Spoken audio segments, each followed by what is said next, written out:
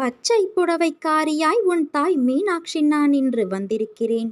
உனக்கு எதிராக இருந்த அனைத்தும் உனக்கு ஆதரவாக மாற ஆரம்பித்து விட்டது. இன்னும் 2 மாதங்களில் நீ நினைத்தபடி பல நிகழ்வுகள் நடக்கப் போகிறது.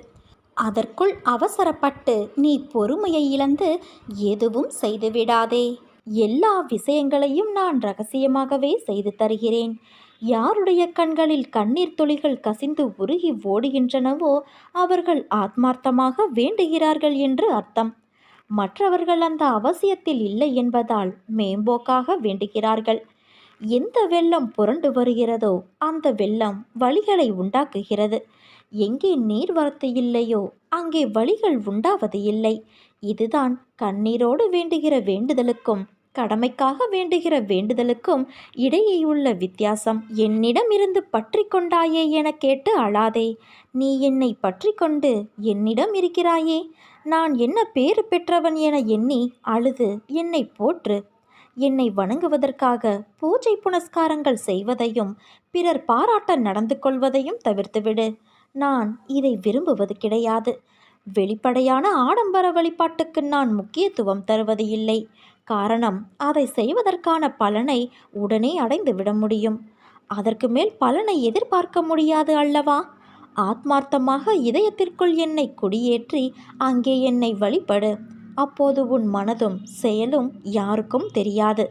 அனைத்தும் ரகசியமாக இருப்பதால் நானும் எல்லா விஷயங்களையும் ரகசியமாகவே செய்து தருவேன். பொறுமையும் தன்னம்பிக்கையும் தான் தைரியம். அதை நீ தொலைத்து விடாதே. எப்பொழுது நீ எந்த பிரச்சனைகளை சந்திக்க நேர்ந்தாலும் அதை எதிர்த்து போராட கற்றுக்கொள். அப்போது அது உன்னை காப்பாற்றும். ஆனால் எது நடந்தாலும், நீ எதை எதை செய்திருந்தாலும் அதை நீ உணரும் தருணத்தில் அனைத்தையும் நான் மன்னித்து உன்னை ஆசிர்வதிப்பேன். சகிப்புத்தன்மை இல்லை என்றால் உன் நிலை மிகவும் கவலைக்கிடமாகும். இதை மட்டும் நினைவில் வைத்துக்கொண்டு வாழ கற்றுக்கொள். நீ எவ்வளவு பெரிய வம்சாவளியை சேர்ந்திருந்தாலும், ஒழுக்கத்தோடும் சிறந்த நற்குணங்களோடு இருந்தாலும், வறுமையின் காரணமாக மிகவும் கடினமான சூழ்நிலையில் இருந்தாலும், அனைத்தையும் ஏற்றுக்கொள்ளும் மன தூய்மையும் தன்னலமற்ற சிந்தனைகளும் எண்ணங்களும் இல்லை என்றால் எதையுமே நீ எதிர்கொள்ள முடியாது, சாதிக்கவும் முடியாது. மிகவும் முக்கியம் சகிப்புத்தன்மை. இது மட்டும் உன் வாழ்க்கையில் இல்லாவிட்டால் உன் வாழ்க்கையே பறிபோகிவிடும். நான் பக்கபலமாக இருந்தாலும், நானே அனைத்திற்கும் சர்வாதிகாரி என்றாலும், அனைத்தும் எனக்கு கட்டுப்பட்டு இருந்தாலும், உன்னிடம் நிலையான உண்மையான பக்தியும் இருந்தால் மட்டுமே நான் உன்னை அனைத்திலும் இருந்து பாதுகாக்க முடியும். நம்பிக்கையையும் சகிப்புத்தன்மையையும் உனது தைரியத்தையும் தான் நான் உன்னிடமிருந்து எதிர்பார்க்கிறேன். உன் வருகைக்காக நான் காத்திருக்கிறேன். நான் உனக்கு உனது மனநிலையை புரிந்து கொண்டு அழைப்பு விடுத்திருக்கிறேன். என் அழைப்பை ஏற்று விரைந்து வா என் குழந்தையே. அம்மா உனக்காக என் விழி திறந்து என் ஆலயத்தில் உனக்காகவே காத்திருக்கிறேன். என் அனுமதியின்றி எதுவும் நடக்காது. எவரையும் நெருங்க முடியாது. என் அனுமதியின்றி என் மண்ணில் பாதம் பதிக்க முடியாது. உனக்கு ஏற்பட்ட துயரங்கள் அனைத்தும் உன்னை விட்டு விலகிவிடும். தன்னம்பிக்கையை நீ இழந்து விடாதே. அனைத்தும் விரைவில் மாறப்போகிறது. நீ எதற்கும் பயப்படாதே, கலங்காதே. என் ஆலயத்திற்கு வந்து ஒரு முறை என்னை தரிசித்து விட்டு போ. என் பக்தன் நல்லவனோ கெட்டவனோ அவன் என்னுடையவன். அவனுக்கும் எனக்கும் இடையே பேதம் எதுவுமே கிடையாது. இப்போது அவன் பொறுப்பு முழுவதும் என்னிடமே உள்ளது குழந்தையே. நீ சுகமாக இருப்பதற்கு பல விஷயங்கள் இருக்க, இல்லாத ஒன்றிற்காகவும் நிலைக்காத ஒன்றிற்காகவும் ஏன் வருத்தப்படுகிறாய்?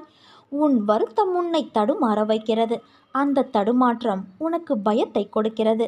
பயமே உன்னை மெல்ல மெல்ல கொன்று கொண்டு இருக்கிறது. உன் முகத்தை இறுக்கமாக்கி நோயாளியைப் போல காட்டிக்கொண்டு இருக்கிறது. உன் சிந்தனை உன் நம்பிக்கையை சிதைத்து வருகிறது. இப்படி ஒவ்வொன்றையும் மனதிற்கு உகந்ததாக ஏற்றுக்கொள்ளாமல் மனதிற்கு உளைச்சல் தரும் விஷயங்களை நீயாக தேர்வு செய்து தத்தளித்து கொண்டு இருக்கிறாய். நான் என்று உன்னை கைப்பிடித்தேனோ அன்று முதல் இன்று வரை நீ கேட்டாலும் கேட்காவிட்டாலும் உனக்கு நன்மை மட்டுமே செய்து வருகிறேன். நான் அடிக்கடி கூறுவது போல நீ எதற்கும் கலங்காதே, திகைக்காதே, தைரியமாக இரு என் செல்வமே. இந்த விஷயங்கள் எல்லாம் உன்னை என்னோடு மிக இறுக்கமாக இணைப்பதற்காகவே நடந்தவை. உன்னை முன்னும் பின்னும் பக்கவாட்டிலும் எல்லா திசைகளிலும் இருந்து நான் பாதுகாக்கின்றேன். என் மீது நீ நம்பிக்கை வை. உன் கோரிக்கைகளை நிறைவேற்றி பிரார்த்தனை அனைத்திற்கும் பதில் தரவே நான் அவதரித்து இருக்கிறேன். ஒவ்வொருவரும் வாழ்க்கையில் நடக்கும் பிரச்சனைகளை எதிர்கொண்டு போராடி வருகிறார்கள். எல்லோரும் கஷ்டங்களை அனுபவித்து வாழ்வது கிடையாது.